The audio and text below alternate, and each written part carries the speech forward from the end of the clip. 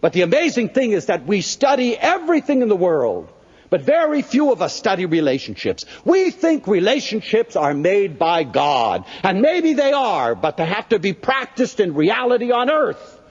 And that's where it happens.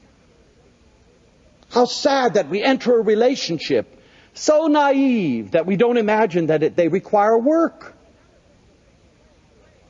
We would never think of making a souffle without learning about the ingredients and how you whip it up and what you do and how you celebrate it, because it's certain to fall flat.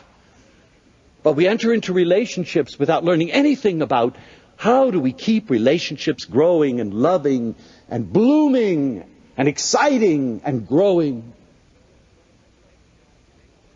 We just go from relationship to relationship to relationship. And we often emerge with tears and with bitterness and with pain and with disappointment and with fear. And we say, never again. Only to know that in a few years, you'll do it again. There's no choice. So why not do it right? Once and for all. You know, I got a wonderful letter I want to share with you with permission. This woman wrote, I know that you're always stressing that we need other people for life and for growth. Well, that may be so, but I've had it. There you go, Leo. I've learned that people really don't give a damn about anything except themselves, that they can't be trusted, and that they're not much good. I'm not a fool. Why should I put myself in the hands of such people and get hurt again? And then later on in this letter, she actually answers her own question, and she says this, my life doesn't seem to have any meaning anymore. There's no one left that I can talk to who really cares about what I say. I don't have any more incentive. I don't even want to leave my house anymore.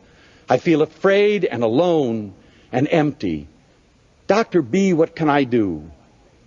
Well, you know, I can console her by saying maybe it's better to have loved and lost than have to do 40 pounds of laundry every week. But I don't believe it. And maybe I can say, continue to isolate yourself until the man you're looking for falls through the ceiling on your lap. But I don't believe that. And maybe I have to tell her that to face the fact that she can't relate with her head alone, that relationships never offer a guarantee, and they always require work. And therefore they don't work for people who aren't willing to work. And they don't work for people who aren't willing to work without guarantee. We're always waiting for the right person to come along. And we say that when they come along, we will live happily ever after. Doesn't that make you want to puke?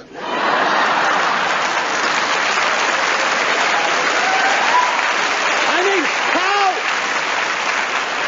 how old do we have to be before we realize that that's the most destructive myth?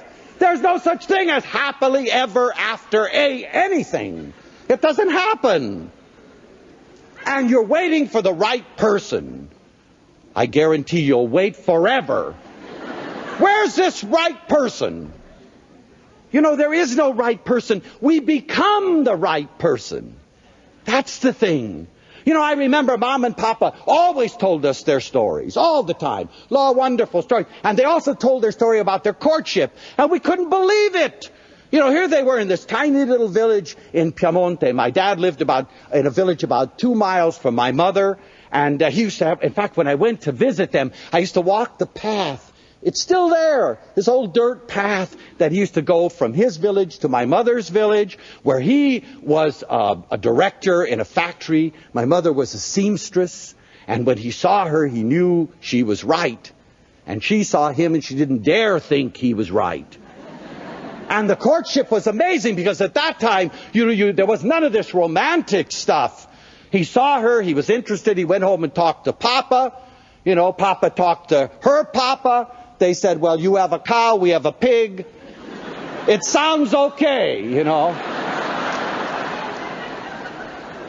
And then Papa was allowed to come to Mama's house every Sunday for polenta, you know. And Mama was there stirring and working and so on. Papa was sitting there with all the men enjoying. You know, Mama served and then sat back in the kitchen and everyone giggled and laughed. But this was what was done. And then he married her. And she used to always say she never really got a good look at him until about 2 weeks after they were married. And how come they lived together for more than 50 years of magic? How come? It was a constant discovery. It was a wonderful thing to watch.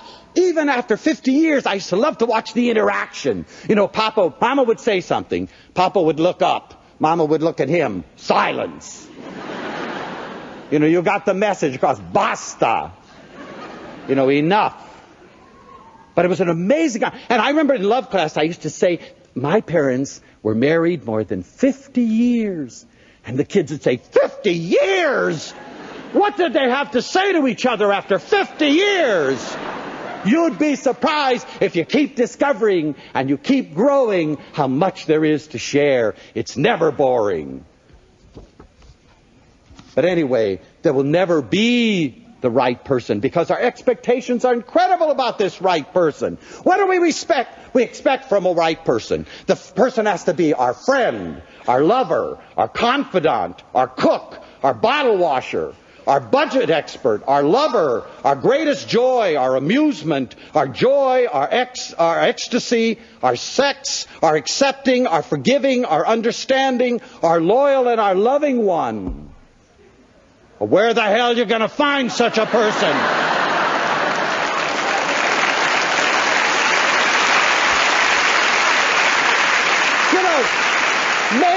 Maybe they exist in heaven.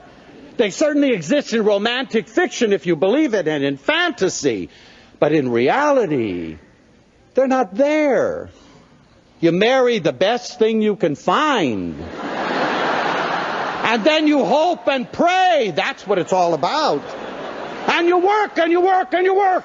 And you'll be surprised at how much you can discover.